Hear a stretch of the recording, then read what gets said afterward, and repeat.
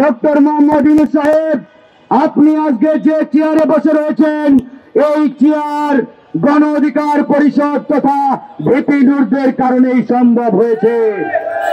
আজকে ডক্টর মোহাম্মদ ইউনূস, আপনি কারাগারে থাকার কথা, হাসিনা যখন আপনার নামে মিথ্যা বানোয়াট ভিত্তিহীন মামলা দিয়েছিল, আপনার পক্ষে কেউ দাঁড়ায় নাই। আপনার পক্ষে সেদিন দাঁড়িয়েছিল গণ অধিকার পরিষদ এবং ভিপি নুরুল হক নূর। কিন্তু অত্যন্ত পরিতাপের বিষয়, আজকে দিনের আলোর মতো পরিষ্কার তারা কিভাবে একটি রাজনৈতিক দলের কেন্দ্রীয় কার্যালয়ে গিয়ে নারকীয় তাণ্ডব চালিয়েছে, তারা সারা বাংলাদেশের মানুষ সেটি দেখেছে। এরপরে প্রধান উপদেষ্টা ঘোষণা দিল ভিপি নুরুল হক নূরকে উন্নত চিকিৎসার জন্য অনতি বিলম্বে বিদেশে নেওয়ার। জীবন অবাক না করলে কে করবে? 28% মিল্ক ফ্যাটের অবাক করার সাথে ফ্রেশ মিল্ক পাউডার। জীবন অবাক করুক প্রতিদিন।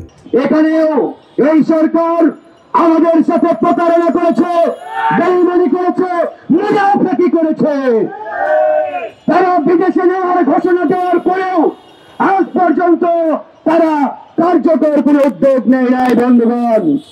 তাই আমরা বাধ্য হয়ে সরকারের সেই ঘোষণাকে ঘৃণা করে প্রত্যাখ্যান করেছি।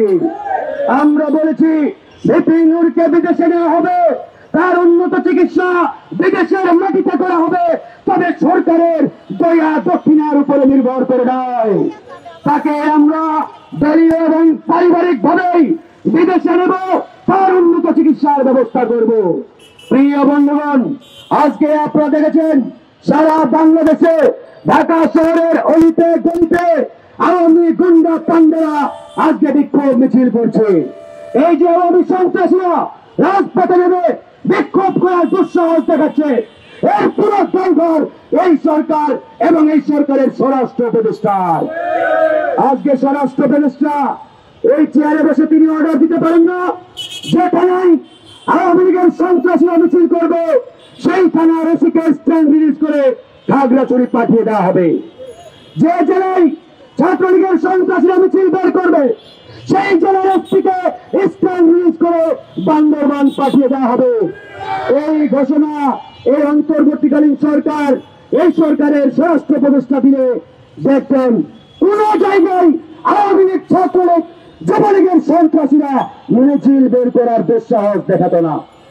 যারা মিছিল করছে তারা প্রশাসনের সাথে যোগ সাজস করে এই মিছিলগুলো বের করছে। বন্ধুগণ, প্রিয় ভাইরা আমার, আজকে সরকার পাল বাহানা শুরু করেছে।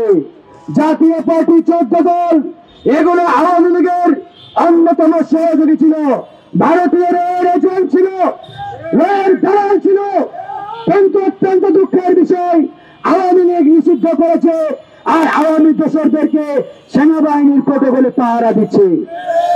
এর চাইতে প্রতারণা, ভণ্ডামি বিচারিত আছে বলে আমি মনে করি না। তাই সরকারকে বলতে চাই, আপনারা যদি এই প্রতারণা, ভণ্ডামি অব্যাহত রাখেন, তাহলে জাতীয় পার্টি আর 14 দলের বিষয়ে এদেশের জনগণ চূড়ান্ত সিদ্ধান্ত নিতে বাধ্য হবে।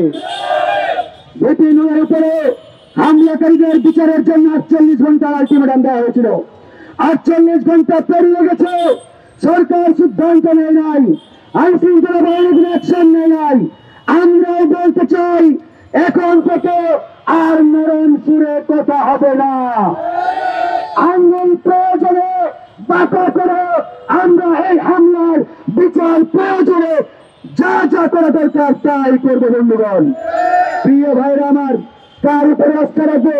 সরকারের উপর আস্থা রেখেছি, পুলিশ প্রশাসনের উপর আস্থা রেখেছি, তারা কর্ণপাত করে নাই।